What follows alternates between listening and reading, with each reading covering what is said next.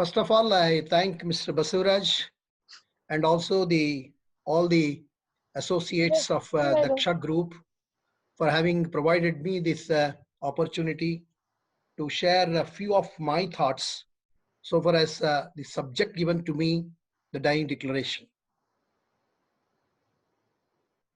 So, Dying Declaration is a very important segment in the Indian Evidence Act and also in criminal trials.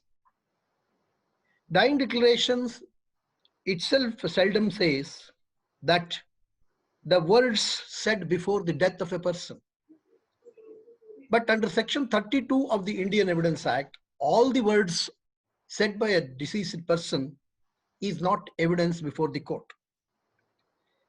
According to the Latin maxim laterum mortem, which says that words said before the death in a legal term called as dying declaration. The word dying declaration itself says that it is a statement made by a person who is dead with reference to his cause of death or the circumstances leading to the cause of his death. Though in a plain meaning of dying declaration, we can understand that it is the statement of a dying person. But through this seminar, I want to highlight those questions which have been a great importance in legal field relating to dying declaration, cause of his death. The study tells about those statements which sometimes converted into dying declaration. There are different forms of dying declaration which are admissible in law, and its importance under law has to be understood by going through the different facets of this particular subject. Friends, we all know that dying person normally seldom lies. That means normally a lie would not lie on the tongue of a dying person. He will not normally implicate a person who is not responsible for the death of that particular person. Therefore, the maxim recognized under the Latin words nemo moriturus presumuntur mentri, that means a dying man will not normally tell lie. On the basis of this, Section 32 bracket 1 of Indian Evidence Act recognized the dying declaration as a relevant fact. We know that there are two important aspects to be taken into consideration in criminal proceedings. One is the substantive law and another is procedural law. Evidence Act is not only a procedural law but also an adjunctive law.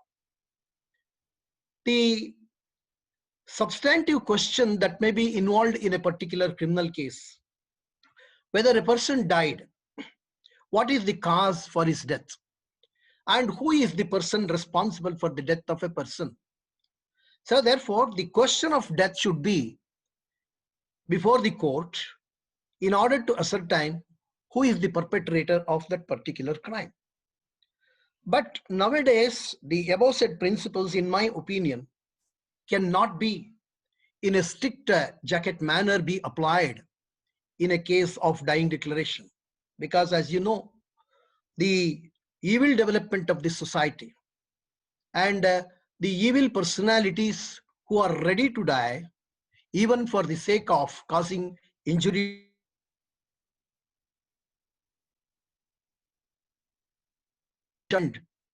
they are ready to take the responsibility of bombing by human bombings. So therefore, it is very carefully the courts have to look into the dying declarations whenever it comes before the court with reference to the question of death of a person.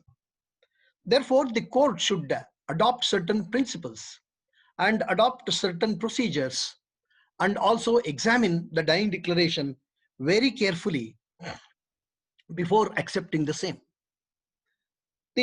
Whether this dying declaration can be used even in the civil cases or it can only be used in criminal cases. There is no such thing is available in the Indian Evidence Act that any of the provisions in the Indian Evidence Act are only applicable to the criminal proceedings. It is equally applicable to civil proceedings. Section 5 to 55 of the Indian Evidence Act refers to the relevant facts that the court will allow the parties to produce the same before the court, or sometimes the court may require itself some evidence to be secured from different sources. Therefore, the Indian Evidence Act also empowers the court to secure the evidence. It can call any witness before the court. It can call any documents before the court for the purpose of satisfying itself the truthness or correctness of the evidence which is placed before the court. Therefore, the use of the statements in the criminal proceedings as a dying declaration, should pass through the ingredients of Section 32(1) of Indian Evidence Act. So far as criminal proceedings or civil proceedings are concerned, it's only applicable when a person claims the property of the deceased. The introduction of Indian Evidence Act, which is not only a procedural law, but also an adjunctive law. Adjunctive law means on the basis of certain circumstances, it qualifies the evidence.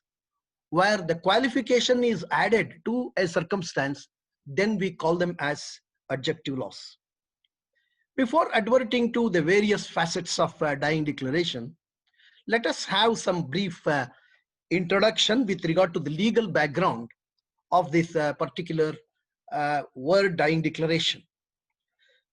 As we know that the Section 32 of the Indian Evidence Act is also one of the important provision which says about the relevancy of fact.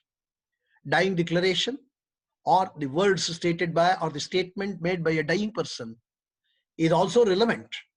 Otherwise, what would have been the consequences? We should analyze it. Because Section 32(1) is there, the dying declaration or the statement made by a dying person with reference to the cause of his death or circumstances leading to his death are made admissible in evidence as a relevant fact. If this section would not have been there in the statute book, the courts would not have allowed this as a dying declaration or a statement of a deceased person, because it is as good as hearsay evidence.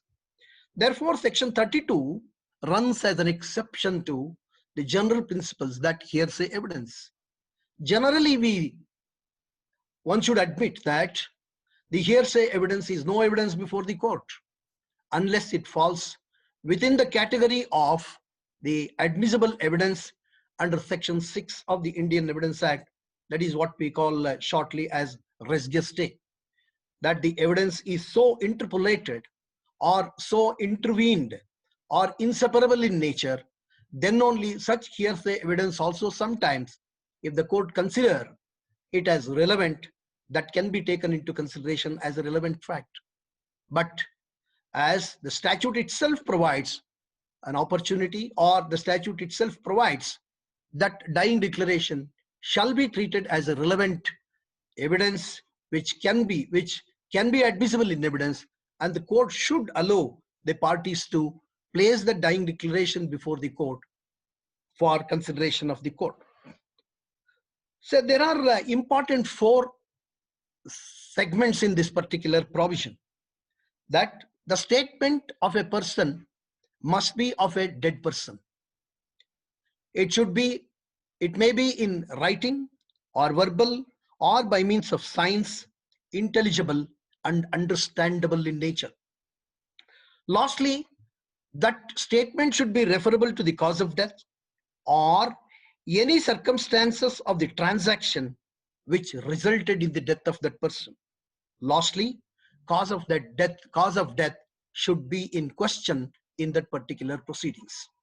So therefore, these are all the 4 important ingredients of Section 32. Every statement made by a deceased person should pass through this test, that is, whether it passed through, or the court should scrutinize whether it complies the requirement, that is the legal requirement as narrated in section 32 bracket 1 of the Indian Evidence Act. So next important point is that though there are four important ingredients are there are certain procedural aspects the court has to take into consideration, and the lawyers should be in a position to understand how the dying declaration can be attacked, how a dying declaration should be considered by the court, how the prosecution has to place the materials before the court in order to bring the truth before the court. As you know, the entire system, judicial system, is only for the purpose of adjudicating the rights, liability, disabilities of persons in a particular proceedings.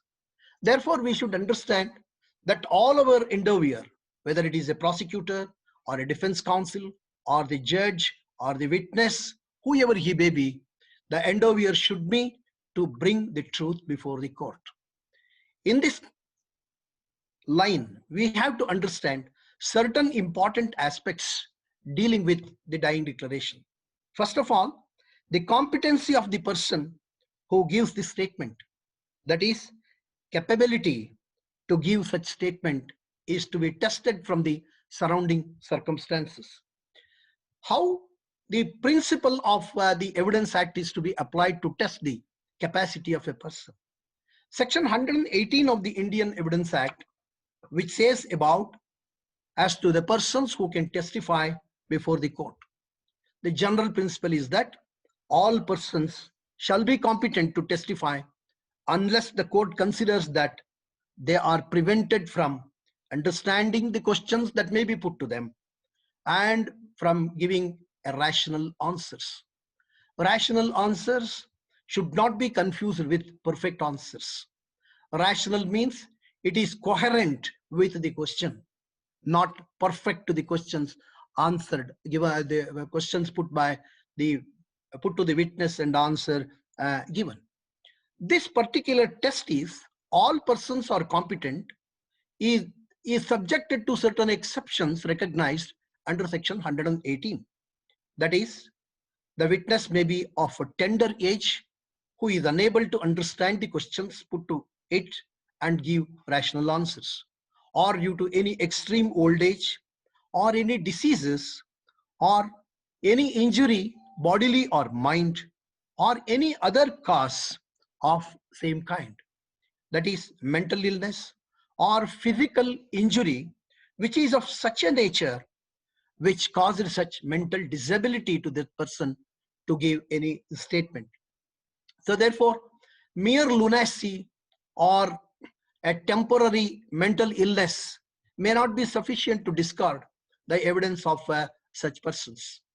So here the statement is taken into consideration that the person who records the dying declaration should understand first whether the said person is a competent and capable person to give statement, whether he is mentally and physically able to give sufficient material before him, and he is capable of giving such statement. If not, such statement should not be recorded at all. Therefore, we should understand that a lunatic or a person who is suffering from mental illness or mental disability is also competent to give statement before the court or before the competent person, unless such mental illness is completely disabled him to give any statement. That means a temporary mental illness sometimes runs as an exception. The permanent disablement runs as a primary ingredient to reject the statement of such persons. So therefore, section 118 should be looked into by all the prosecutors and lawyers, and particularly the person who records the dying declaration. Normally, even without looking into this particular provision, the general common sense or general knowledge is sufficient in the case of dying declaration that the statement made by a person recorded by another person, the person who records the same should satisfy at least himself that the dying person is capable of giving such statement. Otherwise, it will be very hazardous to the person who, who is going to be affected by such statement before the court of law. So this is the important aspect, the background of the legal background so far as the dying declaration is concerned. Two important aspects. Another important aspect, in civil cases, normally the properties will be in dispute or status will be in dispute. You remember that Hindu Succession Act section 25 and 27, which refers to a person who murders another person and thereafter claims the property of the deceased person before the court of law by virtue of natural succession. Section 25 debars such person from claiming the property of the deceased if he has actually participated in murdering that person or abetted the murder of that particular person. So this is one of the disqualification recognized under section 25 of the Hindu Succession Act. But the beauty of this Hindu Succession Act says that that person who has actually committed the offense, he should suffer the disqualification and not the subsequent successors of him, of that person. Therefore, section 27 of the Hindu Succession Act runs as an exception to section 25. The said provision, in fact, says that if any person is disqualified from inheriting any property under Succession Act, Hindu Succession Act, it shall devolve as if such person had died before the intestate. That means to say that if he died without disqualification, if after the death, that disqualification also dies along with that person. Therefore, his legal representatives are not barred to claim the property. The inheritance, that means the disqualification will not be inherited by his legal representatives. That is the beauty of these two provisions one should bear in mind so far as the civil cases are concerned. Friends, the general view that dying declaration, as I have told you, is a hearsay evidence. Section 32, subclass 1 makes it as a virtually a substantive evidence before the court once it is considered as a relevant evidence. The second important aspect to be borne in mind is that the dying declaration is virtually against to the principles of natural justice. If it is accepted as it is without other riders which are contained in the provision and other riders which are recognized by the apex court and various courts with reference to how the dying declaration has to be recorded, how the dying declaration has to be accepted, what should happen to a sole dying declaration and multiple dying declarations, etc., etc. The general principle is that the person who makes the statement before the competent authority, he should come before the court and depose, and he should subject himself to cross-examination. So here, the statement of the dying person remains without opportunity to the accused to cross-examine the person who made this statement. So therefore, when opportunity under the principles of natural justice, which is the harbinger in both civil and criminal cases, should be very seriously taken into consideration by the courts before accepting such dying declaration, because dying man will not be available for cross-examination. So therefore, these two principles have to be borne in mind, that it is as good as a hearsay evidence. Because of section 32(1), it is recognized as relevant evidence. And secondly, it is against to the principles of natural justice, but still it can be accepted by the courts if the dying declaration is proper and trustworthy and credible for acceptance. So dying declaration, as we know, as we have stated, there are 4 important segments. It may be in writing, it may be oral, or it may be by means of signs. The gestures, even gestures of the deceased, have been recognized as evidence by various courts. So here, the written statement of the deceased and verbal statement of the deceased. Verbal statement includes signs, what the various Supreme Court decisions and the High Court decisions have said. But the importance of that is that in writing, when the statement is given, normally the signature of the deceased or the thumb impression is taken, but there is no legal requirement of that. In order to strengthen the veracity of the statement and the veracity of the person who read the statement of the victim, only to strengthen that, the signature or the thumb impression of the deceased would be taken. The dying declaration need not be in a particular form. That is, it need not be in a statement in writing, or it need not be in oral. It may be in gestures or by means of signs. But one should bear in mind, particularly the courts and the prosecutors, that the signs or the gestures that have been recorded by the person who recorded the dying declaration must also record what exactly the signs made by the deceased or gestures made by the deceased, so that it should be intelligibly disclosed that the cause of death of that particular person and the circumstances which led to the death of that particular person, and for the purpose of identifying the perpetrator of the crime. If these ingredients are also available from the verbal statement or from the gestures made by the deceased, then there cannot be any difficulty for the court to accept such dying declaration.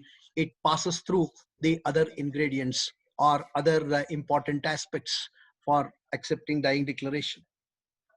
So far as the signs and gestures are concerned, if the time permits, if the time permits, if the dying person is not so in expectation of death, in such an eventuality, it is better the person who records the dying declaration should secure the interpreter or the person who can properly understand the gestures and the signs of the deceased person to translate the same into evidence and thereafter record the same. It may not be possible in all the cases, depending upon the facts and circumstances of each case that has to be tested by the courts of law. So far as this verbal, in writing, or any other mode, that is, a death note may be a dying declaration, or a suicidal letter may be a dying declaration, or other communications. You see, the word used, communications, is now taken a wide spectrum, because in various cases we have come across that the person who wants to die, decided to die, that he records a video clipping, audio clipping before dying, and that will become evidence before the court. That means to say, even by means of electronic media, dying declarations are recorded. Dying declarations, normally the Supreme Court says that whenever, if time permits, if the investigating officer goes to the spot, or the doctor records the dying declaration, or executive magistrate, or any other person, there is no bar to any person to record the dying declaration. But the care should be taken. If necessary, if possible, it can be videographed, so that it will avoid all the other impediments, that the court can straight away can see the visuals, and if it is proved that it is a secondary evidence in accordance with the Evidence Act, by production of Section 65B certificate and other necessary ingredients and presumptions available under Information Technology Act and also under Indian Evidence Act, the court will be, it will be very easy for the court to accept or reject the dying declaration. Therefore, the Supreme Court in various cases, particularly in the 2000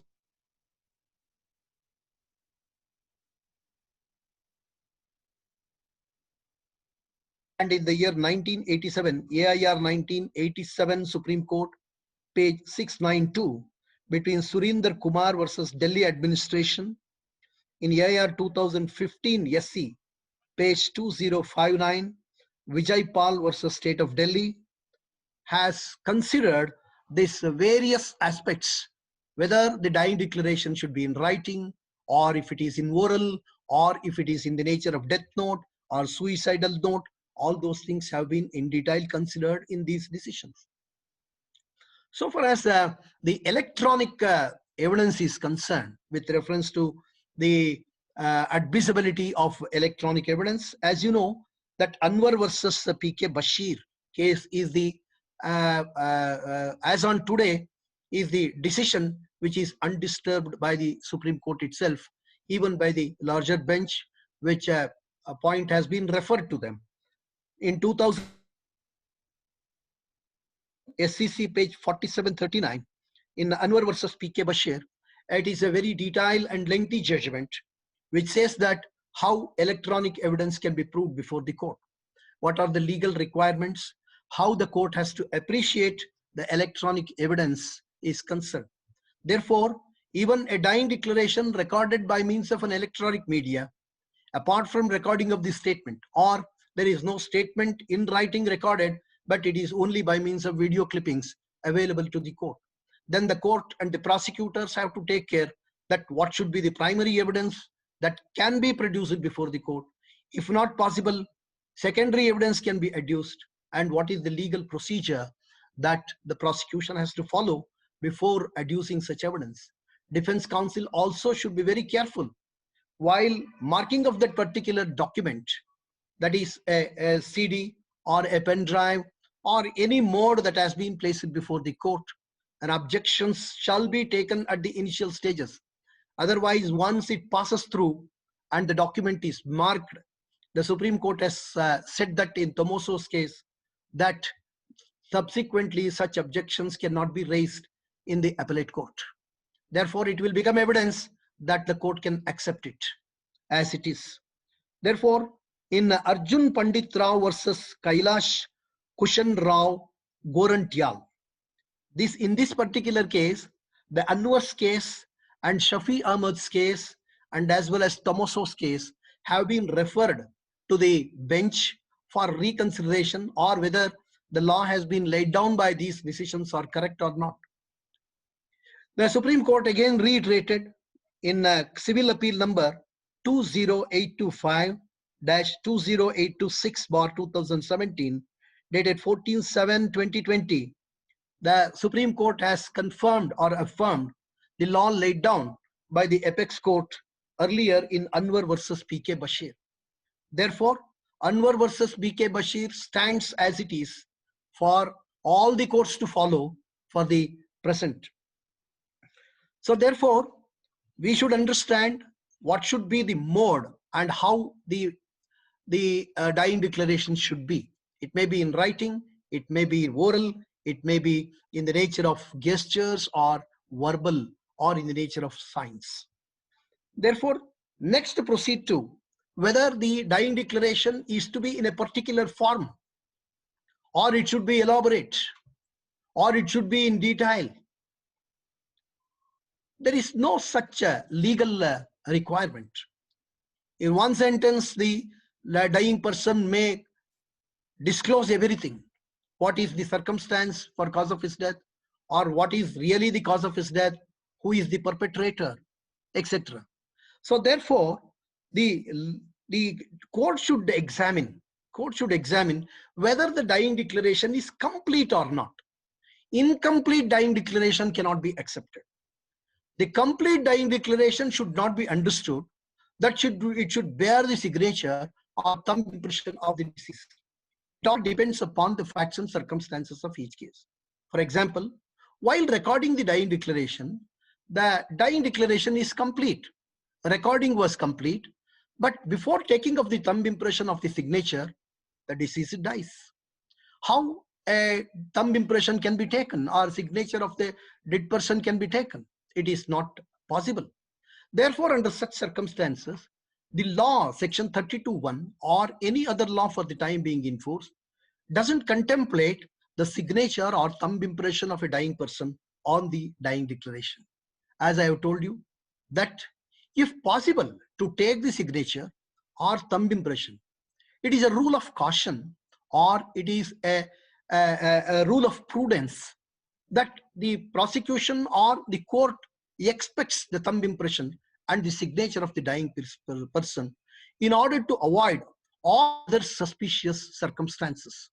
It will only strengthen the dying declaration if the signature or the thumb impression is taken. But it is not a legal requirement, one should bear in mind. Even without the thumb impression or the signature of the dying person, but otherwise the dying declaration is proved beyond reasonable doubt, which is credible, trustworthy for acceptance, then there is no bar for the courts to accept such dying declaration. This has been recognized by the apex court in various decisions. 2019 8 SCC page 779 between Jagbir Singh versus State. In another ruling 2017 11 SCC page 535 between Sharma versus State of Haryana. 2012 bracket 12 Surinder Kumar versus State of Punjab. You can refer to these decisions with regard to the elaboration or the short dying declarations, which are cryptic in nature, but it comprises all the requirements of law. Then we shall proceed to what should be the language of the dying declaration. There is no hard and fast rule that it should be in a particular language. But one should bear in mind the legal aspects, or the court legally expects that the dying declaration should be in the language of the person who gives the statement. But if the person who records the dying declaration doesn't know that particular language, he gets the translation of that statement and he records the dying declaration in his language. What language he knows, he gets the translation from the translator, or if we know both the languages, that is what the dying person given the statement in a particular language and the language of the person who recorded the dying declaration, he converts himself that language into his language and he records the dying declaration in his own language, or he records the dying declaration in the general forum in English, or in the local language or vernacular language in Kannada, or whatever may be the local language. So therefore, the court has to apply its mind. The prosecutors, defense counsel have to apply his mind that whenever the language used by the dying person, if it is converted into some other language, the person who recorded the dying declaration at least record the same, that what actually he has done, how he has actually recorded the dying declaration, in which language the dying person has given the dying declaration, and in which language he has recorded, what is the reason. If the explanation is available from the evidence itself, there is no bar for the court to accept such dying declaration merely because it was not recorded in the language spoken to by the dying person. This, the court and the prosecutor and the defense counsel should very carefully examine this particular aspect, because there is some chances of translating the statement of the victim by the recorder, by the person who recorded the dying declaration, in a different manner. It may give different meaning. Therefore, overall evidence has to be taken into consideration in order to interpret such dying declaration where it is not actually recorded in the particular language of the dying person. This has also been considered by the apex court in three important decisions. Number one, AIR 2003 SC page 1074, State of Karnataka versus Sharif. Daya Singh versus State of Maharashtra in 2007 within brackets 12 SCC page 452, and 2019 within brackets 8 SCC page 779, Jagbir Singh versus State of NCT, Delhi. So therefore, language is not a barrier, but careful scrutiny by the court is absolutely necessary. That is the ultimatum we can understand. So another important aspect, as already told you, that the signature or thumb impression of the person. Normally in bride burning cases, or where the deceased suffered burn injuries, there may not be chances of taking signature or the thumb impression. Sometimes they will take these finger print of toe of any of the leg or any part of that particular person, only to identify the person has given that particular statement. As I have told you that it is not a legal requirement. It will only strengthen the case of the prosecution, or it will normally avoid the suspicious circumstances that the investigating officer or the relatives or any other person might have indulged in creating such dying declaration even after the death of that man. Therefore, it doesn't bear the signature or thumb impression. That defense may be taken by the accused. Therefore, where the thumb impression is not there or the signature is not there, the court has to visualize the entire circumstances whether such dying declaration can be accepted and credible, because it has not passed through the cross-examination of the deceased person. This important aspect has been taken into consideration. And further, it can also be noted that merely because an injury is suffered by a particular person, it cannot be said that dying person could not have given such statement. In various cases, defense have been taken, and sometimes the court has accepted the same also, because the person has suffered 90% of burn injuries. Whether he is normally capable of giving such statement is the question which comes before the court. Then the court should not be a silent spectator. Normally, even defense counsel, as I have observed in my experience as a sessions judge and as well as high court judge, the lawyers also will not take so much of pains to look into all the documents, what exactly happened prior to the death of that particular person in the hospital, when that person was actually admitted to the hospital, where the party has been taken to various places prior to the admitting the hospital, what statement that declarant has given earlier, and what is the statement when the victim was admitted to the hospital at the earliest point of time he has stated. All those things will play a dominant role, because the person has suffered 90% of burn injury. It is my personal experience also. One of my relative died out of burn injuries. He has suffered 85 to 90% of burn injuries.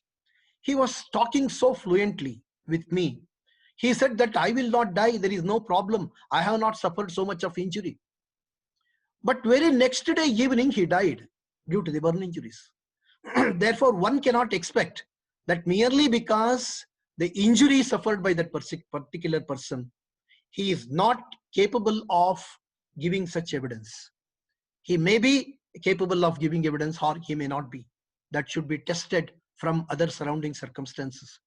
In several cases, when I was sitting with the Honorable Justice Mohan Shantangowda, when we were dealing with the various dying declaration matters, we have secured the documents from the hospitals in order to ascertain, because there may be multiple dying declarations in a case.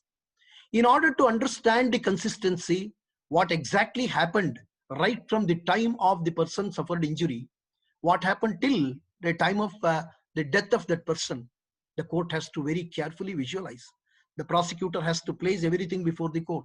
If not, the defense counsel should take appropriate steps to secure the materials if they are favorable to the accused, or if the truth will come out from those documents, those should be produced before the court. As I told you, ultimately, it is the duty of the court, prosecutor, defense counsel, witnesses, everybody, that to place the truth before the court in order to adjudicate the proper rights, liabilities, and disabilities of the parties.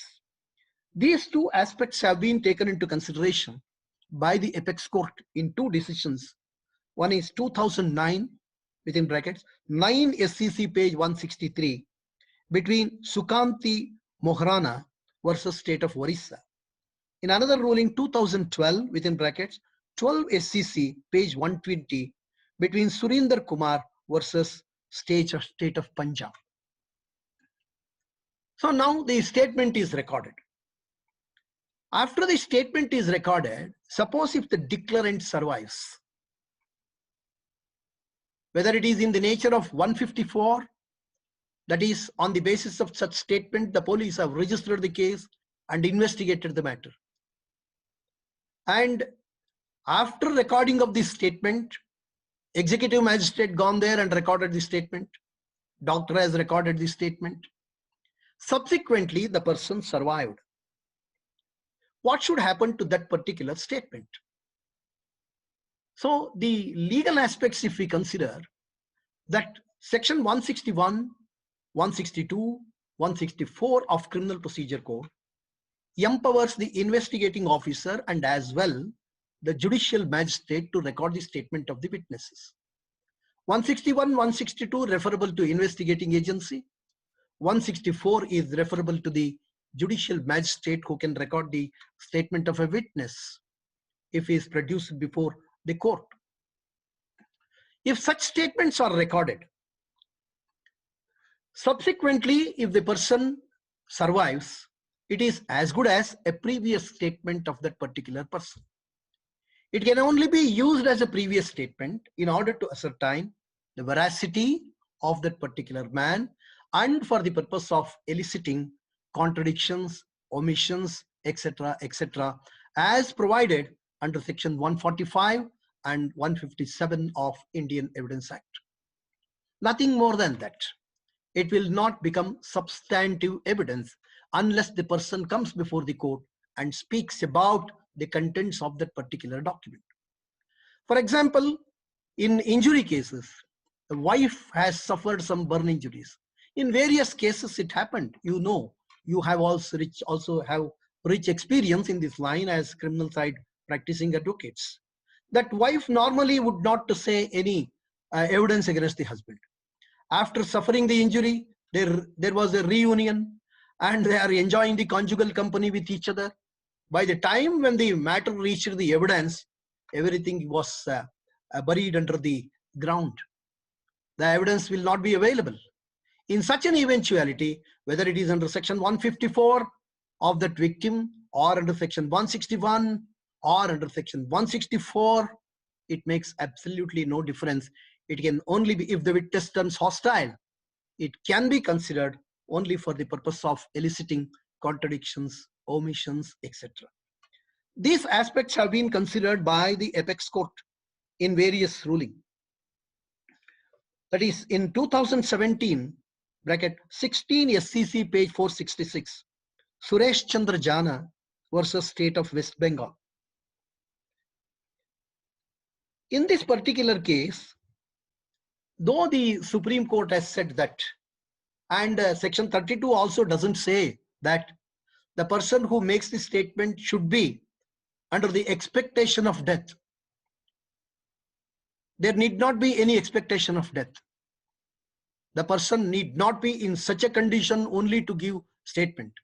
Any person who is injured, seriously suffered injuries, he can make a statement, and ultimately due to those injuries, due to that cause, if he dies, then only it can be treated as dying declaration.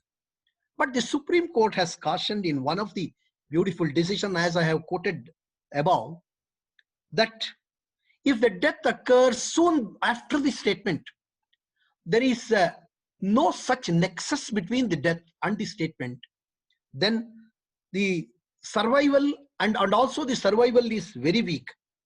The such dying declarations gains some superiority from other dying declaration. What the Supreme Court has said, because under the expectation of such a situation, the statement is made, it should be treated as on higher pedestal than the other dying declaration who survived for a long time, etc., or he survived even. The Supreme Court has discussed about where the declarant survived and how his statement should be considered. In 2012, within brackets, 7 SCC page 569, between Sudhakar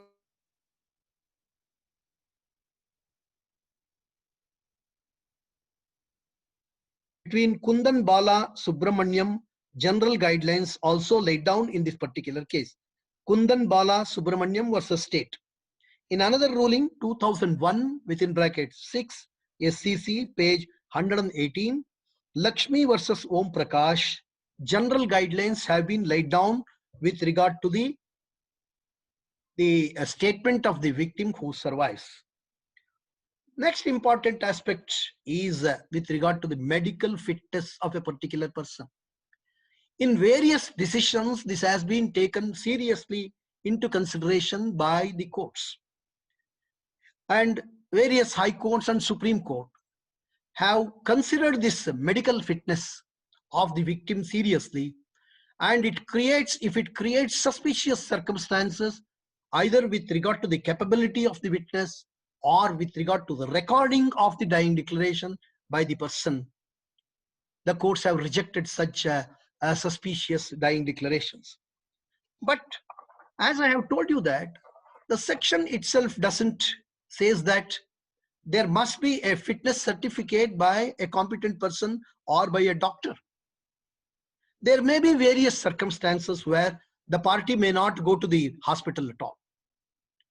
When the galata or the dispute occurs in a field, the person suffers serious injuries, and he gives the oral dying declaration with his kith and kins, and also one of the witness, one of the person who is there, he recorded the dying declaration by means of video clipping, or he recorded the dying declaration in writing, taken the signature of the deceased or the thumb impression. Where do we get the fitness certificate in such circumstances? Or if the person has been admitted to the hospital, of course, there is opportunity to the person who records the dying declaration to take the fitness certificate from the doctor, because the victim has already been treated by a particular doctor. It is the bounden duty of the doctor to give certificate, and it is the duty of the person who records the dying declaration to take the fitness certificate. It is said by the various courts that it is the satisfaction of the court whether, under the peculiar circumstances of a particular case, whether the fitness certificate is an absolute requirement, or under the facts and circumstances, the person would have taken the fitness certificate but deliberately has not taken. I am using the word deliberately not taken the fitness certificate.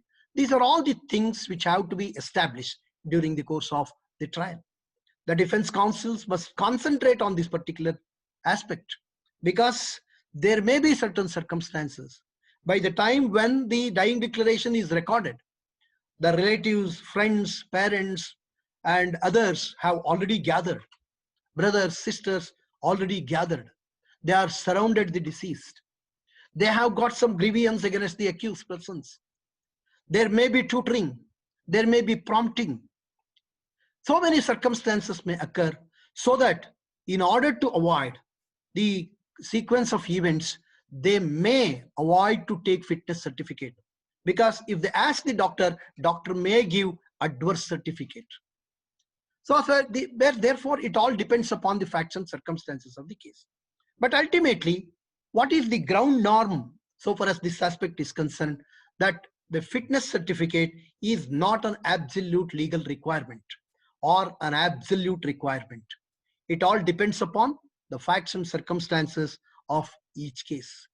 To test the veracity of the dying declaration, to test the veracity of the person who recorded the dying declaration, to test the veracity of the person who ought to have given the fitness certificate, the court has to examine the entire facts and circumstances and other evidence available on record to draw an inference whether that such type of dying declaration, which is bereft of medical fitness certificate, can be accepted or not. Very careful scrutiny is absolute requirement so far as the court is concerned, and also prosecutor should take care under such circumstances why the fitness certificate could not be obtained by the person who recorded the dying declaration. What was the reason? If the explanation is plausible and reasonable, the court can accept such dying declarations also, even without a medical fitness certificate. These are all the important aspects that have been taken into consideration by the apex court in three important decisions. 2019, within brackets, 8 SCC page 779, between Jasbir Singh versus State. In 2008, within brackets, 4 SCC page 265, Sher Singh versus State of Punjab.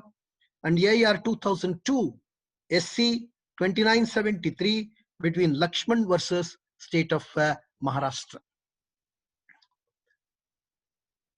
We shall proceed to another important segment.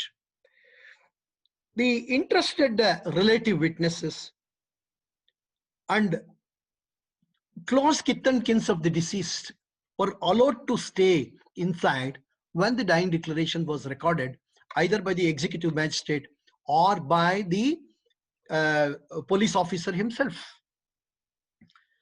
Here, the Supreme Court and various courts have said that mere presence of those persons, it may create some suspicion in the mind of the court initially,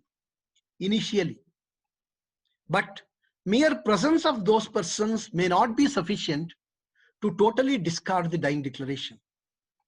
If merely they were silent spectators while recording the dying declaration, if there is no material is elucidated in the evidence of such witnesses that there was chances of any prompting, or actually prompting was there, tutoring was there, but such dying declaration should not be discarded on the sole ground that some other persons were also present at the time when the dying declaration was recorded. But it may create a suspicious circumstance. The court should start with that why those persons were present at the time when the dying declaration was recorded. And it should be elicited in the evidence that though they were present, there was absolutely no prompting or tutoring, and it was the voluntary statement of the victim. Voluntary statement should comply the requirement as contemplated under the Indian Contract Act. That is, it should be voluntary, means there should not be any coercion, there should not be any inducement, there should not be any influence, there should not be any tutoring, there should not be any prompting. If these aspects are cleared to the mind of the court by the prosecution, then there is no bar for the court to accept such dying declaration, though it is established during the course of the trial that some other persons, relatives, were also present at the time of recording the dying declaration. This will happen sometimes when the multiple dying declarations are there. The witness has given the statement before, prior to, or after the dying declaration is recorded, before their relatives, friends, or before the doctor, earlier to recording of the dying declaration also. If the court is able to test the veracity, consistency in between those dying declarations, the court may in a position to ascertain whether it is the dying declaration was voluntary by the dying person or not.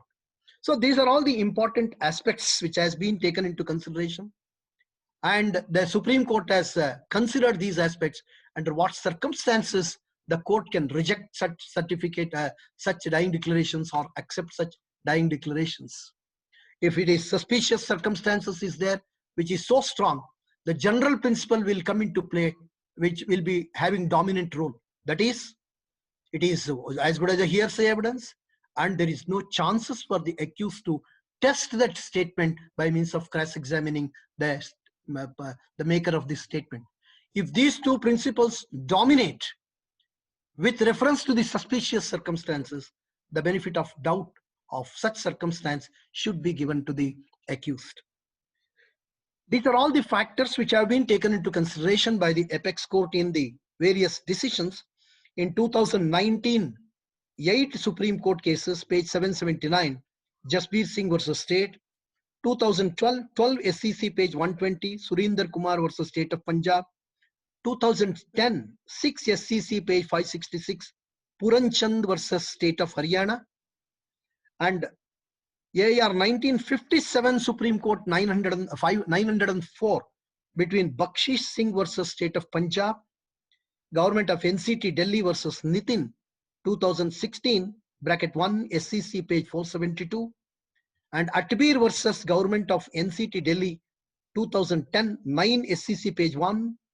And ultimately, suspicious circumstance has been taken serious consideration by the Supreme Court in 1974, 4 SCC, page 264, between R. Beg versus State of Madhya Pradesh. So having come to these important aspects,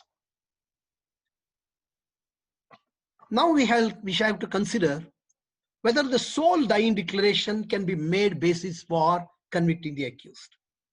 Secondly, if there are multiple dying declarations, how the court has to consider such multiple dying declarations.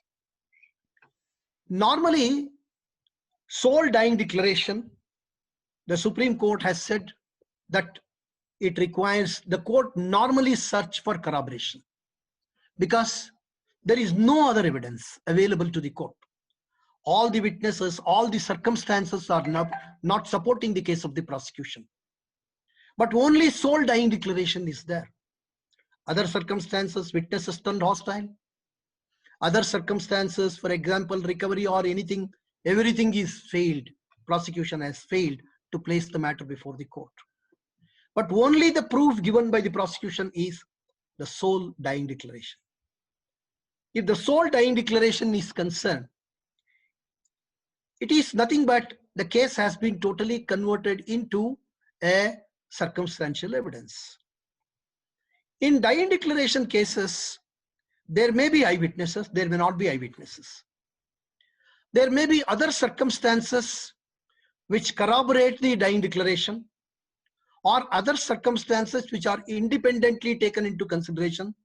They constitute a chain of circumstances within the dying declaration so as to enable the court to draw an inference of guilt of the accused. If such circumstances are not available, eyewitnesses turned hostile, only sole dying declaration is available to the court. In such circumstances, there is absolutely no bar to the court to accept the sole dying declaration because it is a decisive circumstance. Decisive circumstance means the court can either way decide the said dying declaration, decide the case only on the basis of such dying declaration. Therefore, when a decisive circumstance is there and it is in the nature of sole dying declaration, in such circumstances, the court should be doubly careful before accepting such dying declarations. All other circumstances should also be taken into consideration. The hostility of the kith and kins of the deceased, why they have turned hostile. If there is no elucidation of facts in the cross-examination, there was no reason for them to turn hostile. They are speaking truth before the court. What they have stated may be truth before the court. And other circumstances which have not supported the case of the prosecution may also be true. So therefore, it is a task before the court in accepting or rejecting such dying declarations. Therefore, sole dying declaration may be accepted by the court after scrutinizing the entire evidence on record meticulously, and even the small circumstances also should be taken into consideration by the court in order to accept or reject the sole dying declaration. Therefore, we can say that the dying declaration, that is sole surviving dying declaration, should be of a sterling quality. Sterling quality. The Supreme Court has said, so far as the sole dying declaration is concerned, how the courts have to apply their judicious mind, how the prosecution has to place sufficient materials to show that such dying declaration is creditworthy and trustworthy, and it is voluntary, and it has been recorded taking all care by the person who recorded the dying declaration. 1985, within brackets, 1 SCC, page 552, between State of Uttar Pradesh versus Ram Sagar Yadav. 2008, within brackets, 11 SCC, page 232, Arun Bhanudas Pawar versus State of Maharashtra. That is, when corroboration is required, is discussed in this case. 2014, 4 SCC, page 270, Bhagwan Tukaram Dange versus State of Maharashtra. 2014, 6 SCC, page 723, Satish Chandra versus State of Madhya Pradesh. If suppose multiple dying declarations are there, and particularly divergent multiple dying declarations are there. Multiple dying declarations one side, divergent multiple dying declarations on the other side. Multiple dying declarations means Various dying declarations may be in the nature of oral dying declaration, maybe in the nature of death note, suicidal note, and then recording of the statement by the investigating agency, treating it as FIR and registering the case, and thereafter recording of statement by the doctor and by the executive magistrate. So there may be various dying declarations recorded in a particular case. First of all, if the dying declarations are in writing and they are in multiple, the court should examine what was the necessity of recording multiple dying declarations by the concerned officials.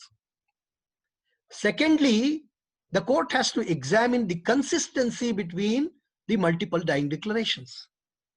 If there are divergent multiple dying declarations, for example, multiple in this sense, in the first dying declaration, the wife has implicated only accused number 1 or the husband.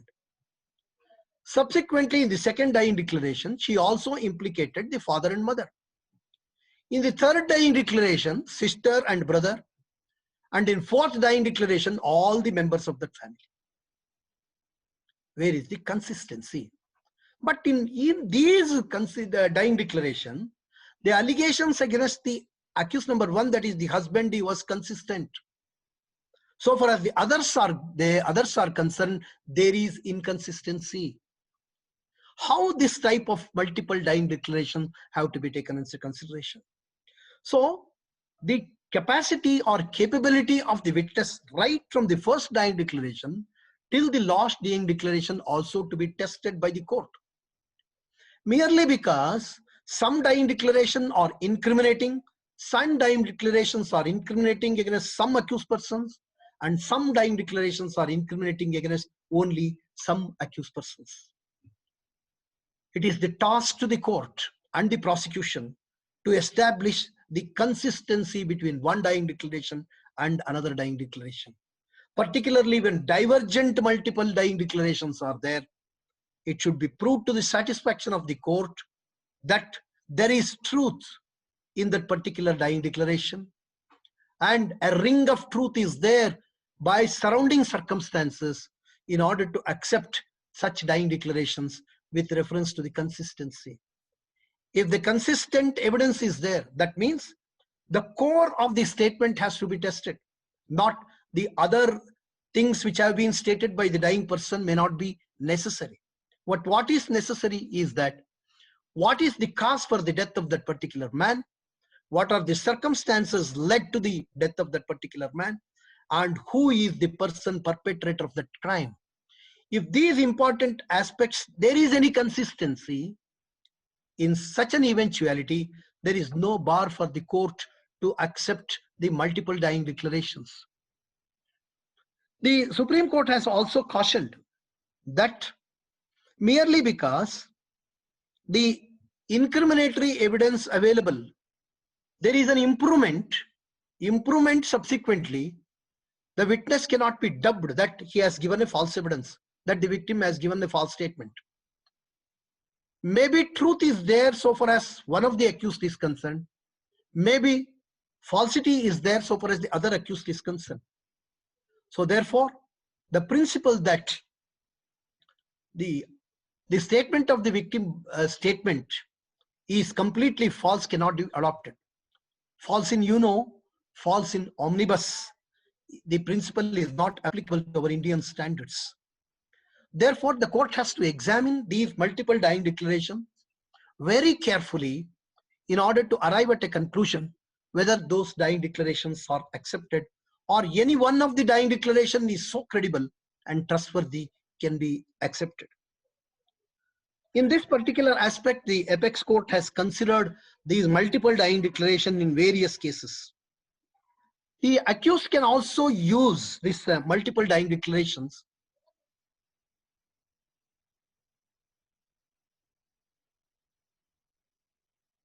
dying declaration. There is chances of subsequent inducement or subsequent influence that might have been played by the relatives and others, or even under certain circumstances, the investigating officer may be interested. Doctor who treated the victim may be interested. In such cases, the court should be very careful. The defense counsel and the prosecutors must be very careful. They should make all their endeavor to bring truth before the court. Normally, prosecutors will not, in my experience, will not do all these things, because they will look at which are the dying declarations, which are the prosecution can able to prove the dying declaration. Only such dying declarations they will concentrate. They may leave out other dying declarations which are not favorable or which are not so consistent. Then the defense counsel has to take care to examine those witnesses so far as the other dying declarations are concerned, in order to bring home the truth before the court, in order to make the court to enable to ascertain what exactly the truth, how consistency is there between the multiple dying declarations. All these things have been considered by the Supreme Court in various decisions. 2010, 6 SEC page 566, between Puranchand versus State of Haryana,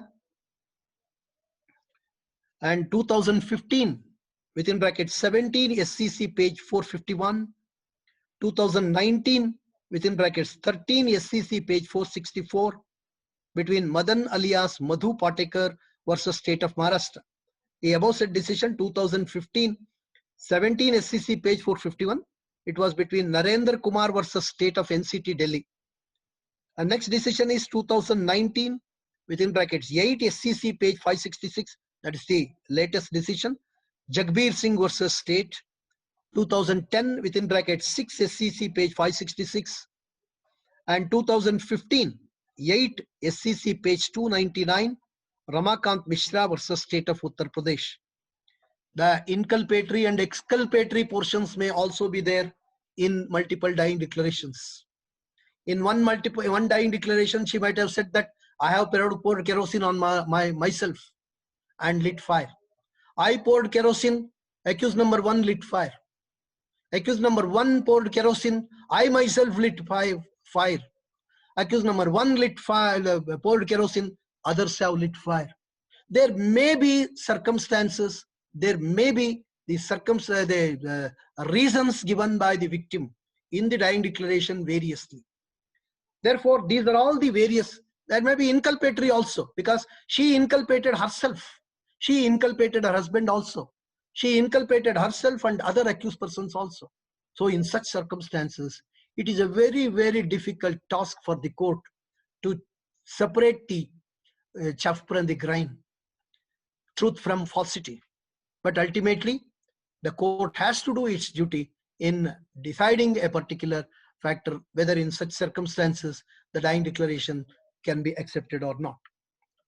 The another important factor we should take into consideration, delay in recording the dying declarations. In so many cases, having come to know about the victim has been admitted to the hospital, neither the doctor records the dying declaration, though there was opportunity, nor the investigating officer immediately goes there and records the dying declaration. In my personal experience, it had happened in Shivamogga when I was working as additional district judge. A Mohammedan lady who was admitted to the hospital with the burn injuries. She survived for nearly 7 days in the hospital. Nobody gone there except her husband and relatives and the parents. The doctor who treated her not recorded the statement. And even at the time of admitting the witness, no proper information has been given. And investigating officer not gone to that, but in spite of having knowledge. And I have passed strictures on the officer, and I have directed the competent authorities to take appropriate action, disciplinary action against that particular man. So these things may happen in the case of dying declaration. If there is any delay, whether delay itself is sufficient to discard the statement of a dying person or the person who died, it all depends upon the facts and circumstances of each case.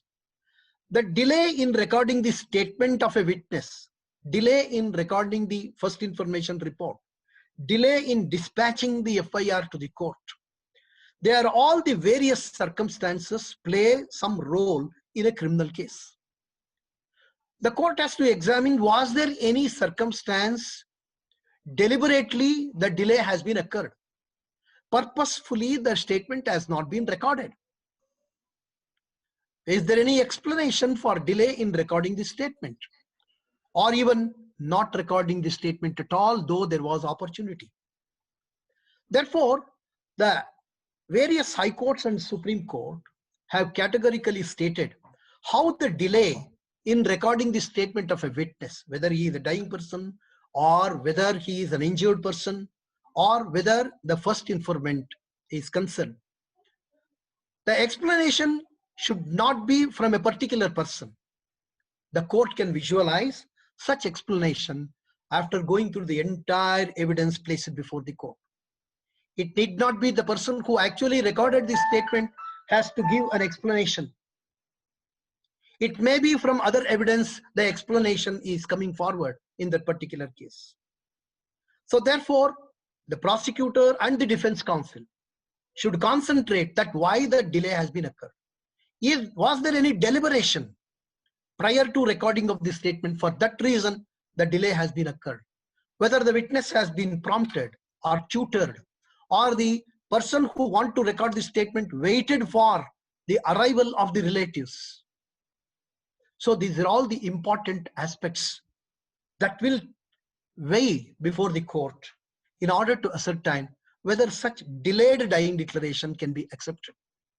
Merely because there is a delay on that sole ground, it cannot be discarded. Not recording the dying declaration has been taken into very serious consideration. It has been seriously viewed by the Supreme Court in one of the decisions.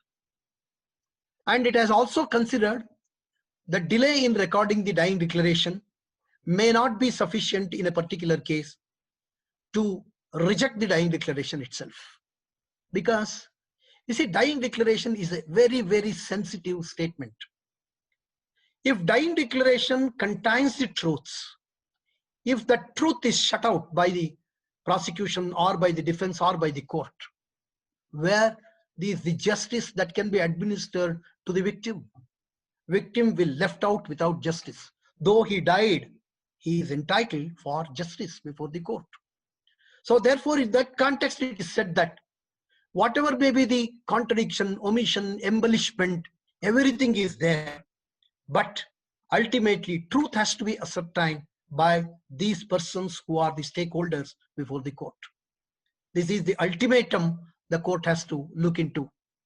In G.S. Walia versus State of Punjab, AIR 1998, Supreme Court, SC, page 2857, and Kishan Lal versus State of Rajasthan, AIR 1999, SC, page 3062, and Suresh Chandra Jana versus State of West Bengal, 2017, within brackets, 16 SCC, page 466.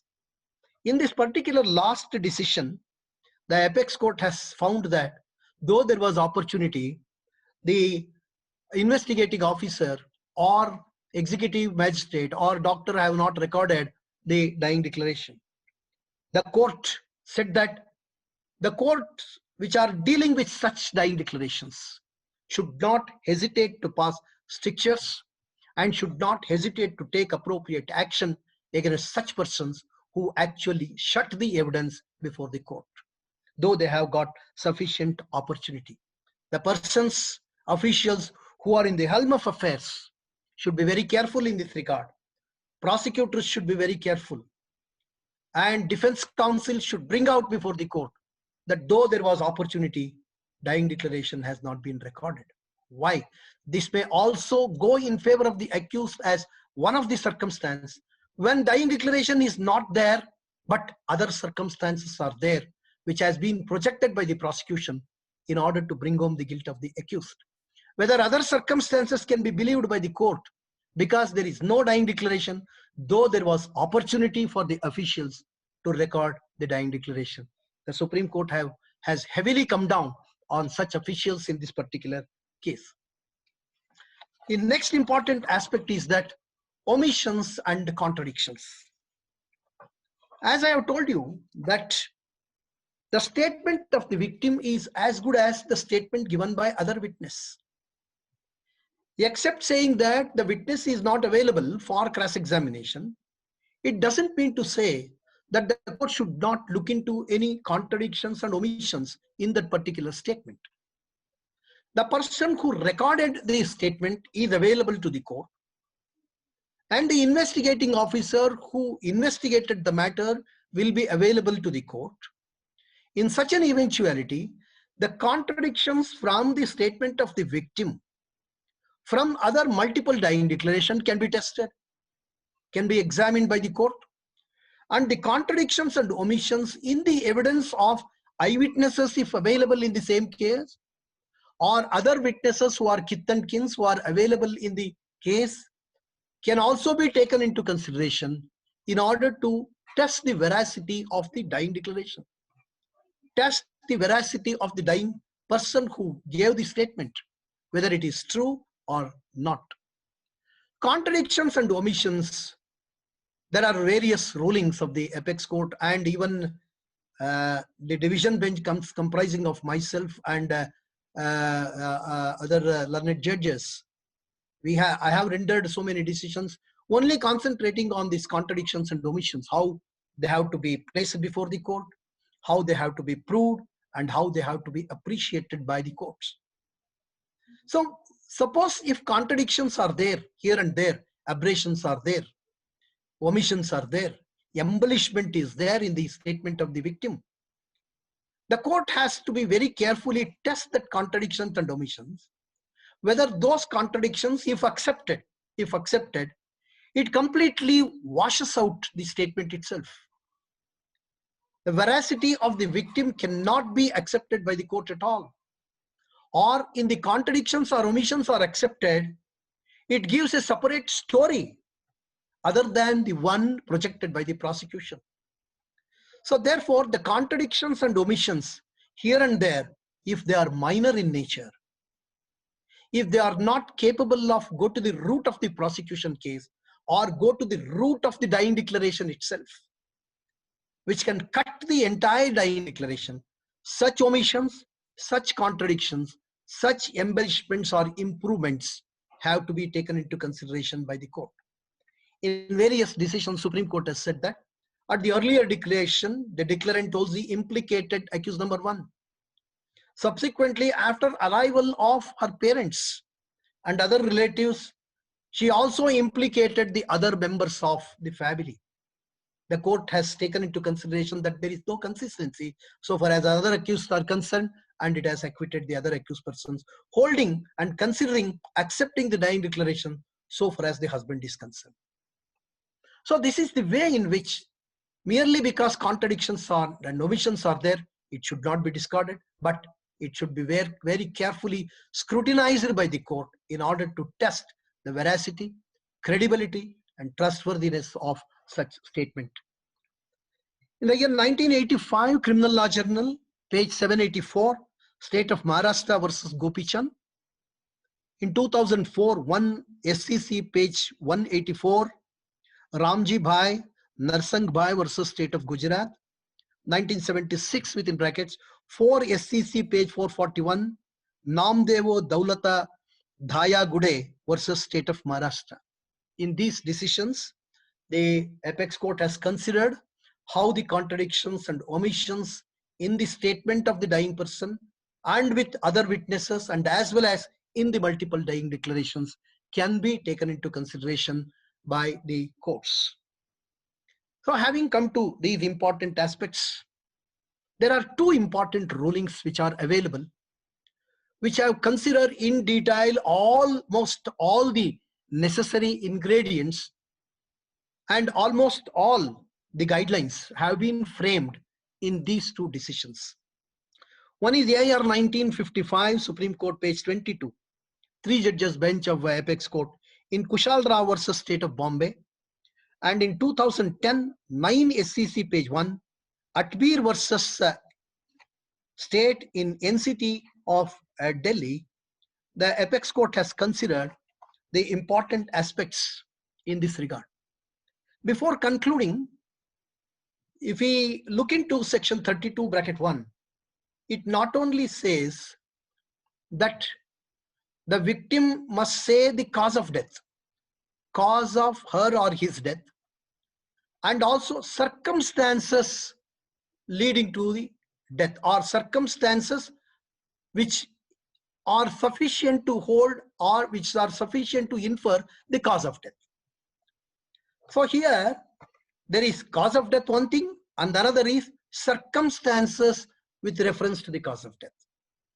So therefore cause of death is in the nature of a direct evidence, and circumstances may be in the nature of other circumstances which led to the death of that particular person. So therefore other circumstances should be taken into consideration in such a manner that if those circumstances are taken into consideration, the circumstances are having so nexus to the cause of death. They are inseparable in nature. Cause of death and as well as that circumstance are inseparable in nature, and they are interwoven with each other. In such circumstances, those circumstances may also be necessary, though therefore there is no direct evidence with reference to the cause of death in the statement. But if the circumstances stated in the cause of death, if it is taken into consideration, the court may draw an inference that that may be the cause for the death. This will happen when a particular person writes a diary throughout, or life history is available in the diary itself. What are all the important aspects that has been taken place in the in her lifetime, in his lifetime? He has stated so many circumstances which made him to commit suicide, and ultimately which made him to die.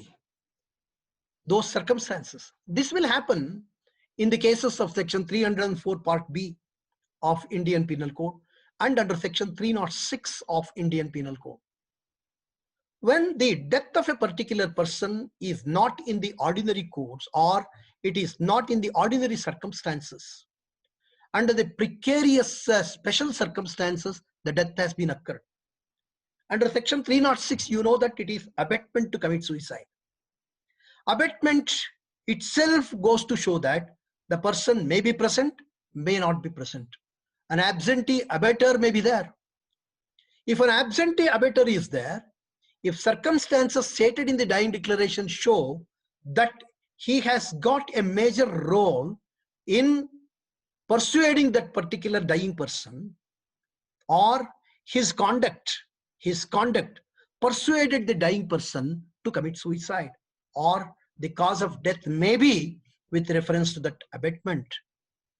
So therefore, the circumstances also, there may not be a direct evidence, direct statement with reference to the cause of death, but other circumstances may be there which the court can draw an inference that these are all the circumstances which are made the person to die, and it is the cause of death of that particular person. So in that manner, the court has to analyze the evidence on record. The statement referable to circumstances is considered by two judgments of the Apex Court. One is by the Privy Council, another is by the Apex Court. In Pakala Narayana Swamy versus Emperor, AIR 1939, Privy Council, page 47. And in Ratan Singh versus State of Himachal Pradesh, 1997, within brackets 4 SCC, page 161. So friends, concluding this particular seminar, I must say that dying declaration is a very wonderful piece of evidence before the court. And the truth and the falsity can only be come through that particular dying declaration. And the guiding principles have to be followed by the courts. The prosecutors, as I have told you, I repeat, that the prosecutors, witnesses, we have no control over the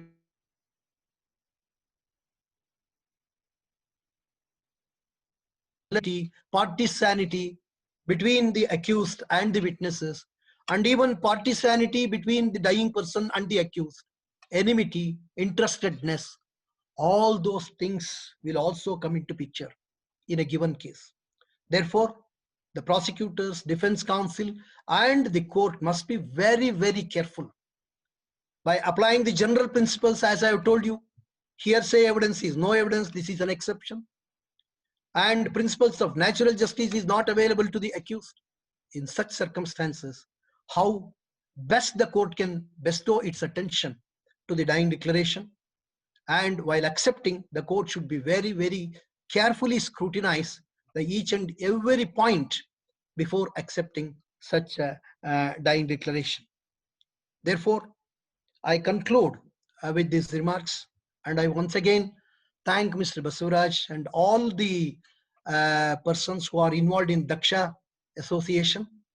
And further, I thank all the persons who have joined so far as this seminar is concerned, and having patiently heard me. If there are any questions, you can ask me. If I know the answer, definitely I will answer. Otherwise, I will, if you give me your email, I will send the answer after clarifying myself. So thank you very much, Mr. Basuraj, for having given this opportunity to me. Thank you to one and all. That was magnificent, sir. And the friends of Daksha Legal, I sincerely thank you for your kind response to the invitation of Daksha Legal online seminar. Now, it's our endeavor to improve the knowledge sharing mission of Daksha Legal, which we are doing for the last 5 years. We reached the magnificent height today with the most outstanding lecture of our sir, no doubt about it. Of course, in the coming days, we shall try to excel in our mission by inviting many more scholars to share the knowledge. Needless to say, your continued cooperation is absolutely essential, and I must thank you again. Now, I request the participants to pose their questions. This is consider this as a informal session. The recording will stop here. Okay. Ask only the questions pertaining to the subject which we discussed today. Yes. One. And second one, I request only they should concentrate with regard to the subject. And please do not ask for citations again. This is not an argument before the court of law, because I see so many comments asking for citations, etc. So please do not ask for repetition of the citations, because once this is over, the recording will be posted on the YouTube by a separate company, so you can all watch separately, and you can learn about the citation. So thank you all. You can pose the questions. I'm going to unmute all. You can pose the questions one by one. Sir, Mr. Patil, first raise the hand. Raise your hand, and then